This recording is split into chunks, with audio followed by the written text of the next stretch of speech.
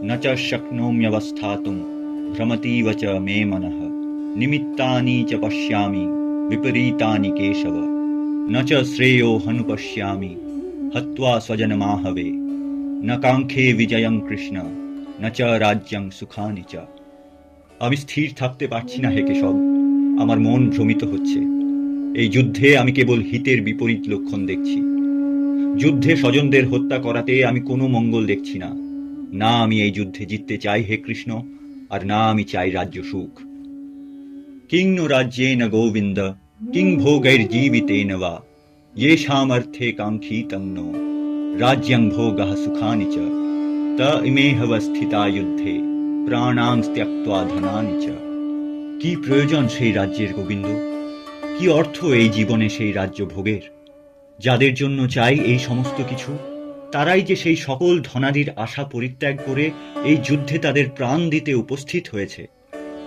আচার্যঃ পিতরঃ পুত্রঃ তথৈব চ পিতামহঃ মাতুলঃ শ্বশুরঃ পৌত্রঃ শালাः সম্বন্ধিনস্তথা এতান হन्तुमिच्छामि ঘ্নতোऽপি মধুসূদন अपि त्रैलोक्य राज्यस्य हेतुः किं नु मही कृते।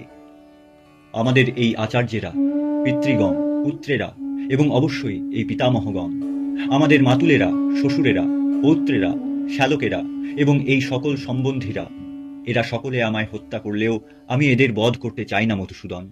এমনকি কেবল এই পৃথিবী কেন, বিনিময়ে যদি আমার ত্রিলোক লাভও হয়, তবুও আমি এই যুদ্ধে লড়তে প্রস্তুত নই। বিষাদ এক অন্ধকার বিন্দু, যা নিজের প্রতি মানুষের চেতনাকে কেন্দ্রীভূত করে এবং বিভ্রান্ত করে তাকে তার প্রকৃত দীপ্তি থেকে।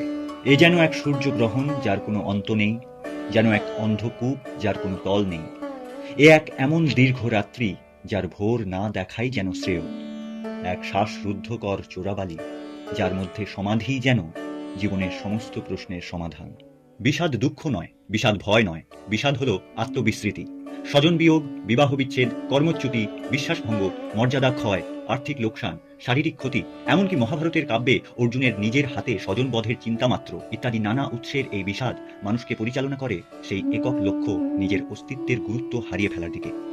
পৃথিবীর সর্বশ্রেষ্ঠ ধনুর্ধর অর্জুন, দাপর যুগে সমগ্র মানবজাতি যার শৌর্য, ধৈর্য এবং বীর্যের জয় জয়কার করতেন, সেই পর্বতস্বরূপ যোদ্ধা তার জীবনের সব থেকে গুরুত্বপূর্ণ যুদ্ধে দাঁড়িয়ে নিজের স্বজনদেরকে একে অপরের প্রাণ হরণ করার জন্য উৎসুক দেখে বালির স্তূপের ন্যায় ভেঙে পড়েন। নিজের প্রিয়জনদের হত্যা করে তার বিনিময়ে সম্পত্তি আদায়ের মতো নির্মম এবং অমানবিক উদ্যোগে নিজেকে নিযুক্ত দেখে তার হৃদয় ছিন্ন ভিন্ন হয়ে যায় এবং বিষাদ তার আত্মাকে গ্রাস করে।